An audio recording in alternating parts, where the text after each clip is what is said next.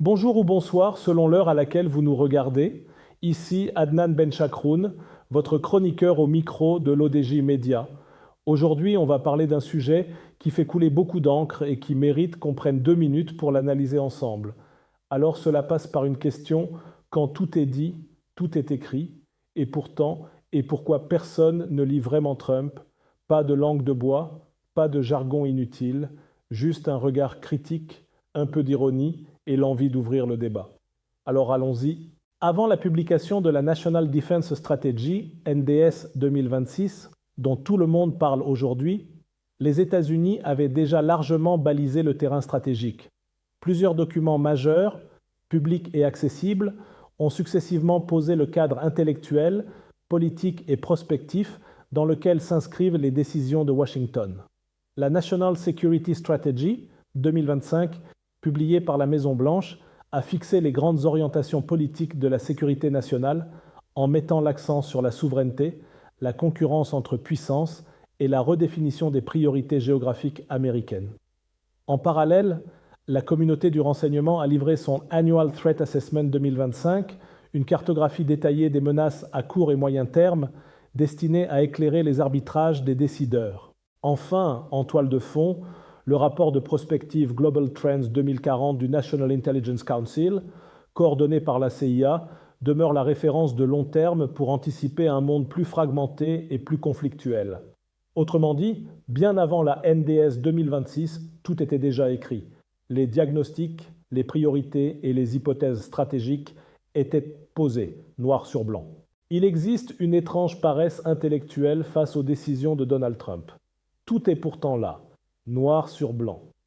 Discours, documents stratégiques, interviews, tweets, doctrines officielles, notes prospectives des agences américaines. Rarement un président aura autant parlé, autant écrit, autant laissé de traces. Et pourtant, observateurs, diplomates et journalistes continuent de traiter ces choix comme des fulgurances imprévisibles, des colères personnelles ou des ruptures irrationnelles. Comme si le Trumpisme était un bruit, pas un système. Comme si chercher le sens était devenu optionnel. Cette cécité n'est pas un manque d'information, c'est un défaut de lecture. Depuis son retour au pouvoir, Trump n'improvise pas davantage qu'il ne l'avait fait lors de son premier mandat.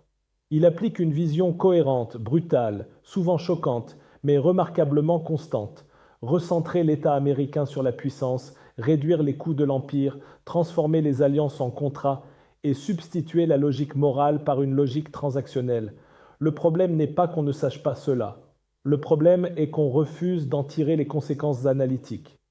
Car les signaux sont partout, dans les documents de référence publiés par la Maison-Blanche, dans les orientations de la National Security Strategy, dans les évaluations prospectives de la communauté du renseignement, dans les discours sur l'OTAN, la Chine, le commerce, l'immigration, la monnaie, l'énergie. Rien n'est vraiment caché. Trump dit ce qu'il fait et fait ce qu'il dit. C'est précisément ce qui dérange. Prenons un exemple central, la remise en cause des alliances traditionnelles. Beaucoup continuent d'y voir une lubie isolationniste, une provocation destinée à flatter l'électorat intérieur. Or, si l'on lit attentivement les textes stratégiques américains récents, le raisonnement est limpide. Les alliances sont utiles tant qu'elles servent l'intérêt national mesurable. Lorsqu'elles deviennent des coûts nets, financiers, militaires, politiques, elles doivent être renégociées, voire abandonnées. Ce n'est pas du caprice. C'est une doctrine de rentabilité stratégique. Même logique sur le commerce international. Trump n'est pas contre la mondialisation par instinct. Il est contre une mondialisation asymétrique où les États-Unis ouvrent leur marché pendant que d'autres protègent les leurs. Les droits de douane, les menaces commerciales, les ruptures d'accords ne sont pas des accidents, ce sont des leviers assumés pour rééquilibrer des rapports de force. Là encore, tout est écrit. Mais on préfère commenter le style plutôt que le fond. La diplomatie trumpienne obéit à une grammaire simple: puissance, levier, résultat. Pas de récit universel, pas de mission morale globale. La démocratie n'est plus un horizon exportable, c'est un argument parmi d'autres utilisé quand il sert. Cette rupture avec le discours libéral classique choque l'Europe, irrite les organisations internationales, désoriente les diplomaties habituées aux formules feutrées. mais elle n'est ni incohérente ni improvisée. Elle est explicitement assumée. Pourquoi alors cette difficulté persistante à lire Trump? D'abord parce que beaucoup d'analystes continuent de projeter sur lui des catégories anciennes. Ils cherchent un président classique, un stratège à la Kissinger, un idéologue néoconservateur ou un libéral réaliste. Trump n'est rien de tout cela. Il résonne comme un négociateur de rapports de force, obsédé par le coût, la visibilité, le gain immédiat et la perception intérieure. Tant qu'on refusera cette clé de lecture, ses décisions paraîtront erratiques. Ensuite, parce que reconnaître la cohérence du Trumpisme oblige à admettre une vérité dérangeante, l'ordre international libéral était déjà fragilisé bien avant Trump. Il n'en est pas la cause première, mais l'accélérateur brutal. En ce sens, Trump ne détruit pas un système stable, il révèle un système épuisé. Cette idée est difficile à accepter pour ceux qui ont bâti leur carrière intellectuelle ou diplomatique sur la défense de cet ordre. Il y a aussi une forme de confort médiatique.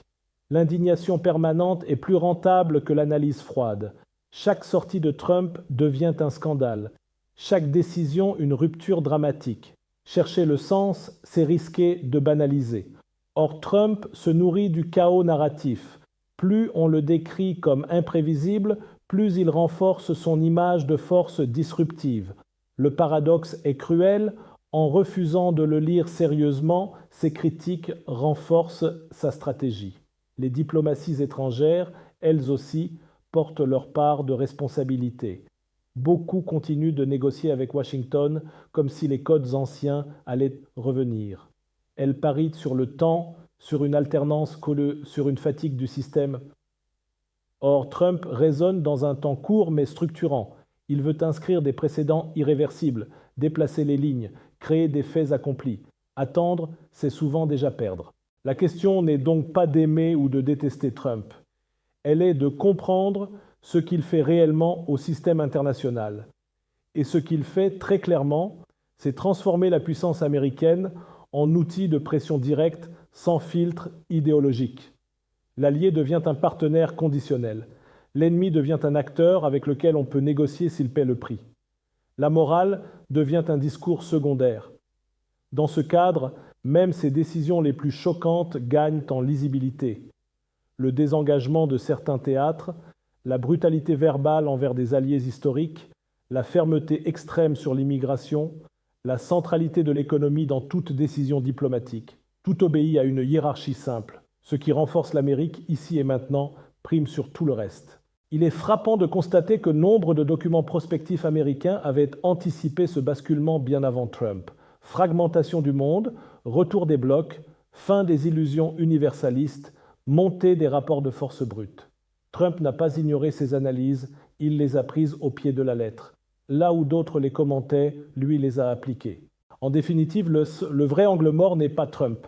C'est notre refus collectif de lire ce qui est écrit, de prendre au sérieux ce qui est dit, et d'admettre que le monde est entré dans une phase où la brutalité stratégique n'est plus un accident, mais une méthode. Trump n'est peut-être pas l'avenir du monde, mais il en est un symptôme avancé. Quand tout est dit, tout est écrit. Encore faut-il accepter de lire et surtout d'interpréter sans nostalgie.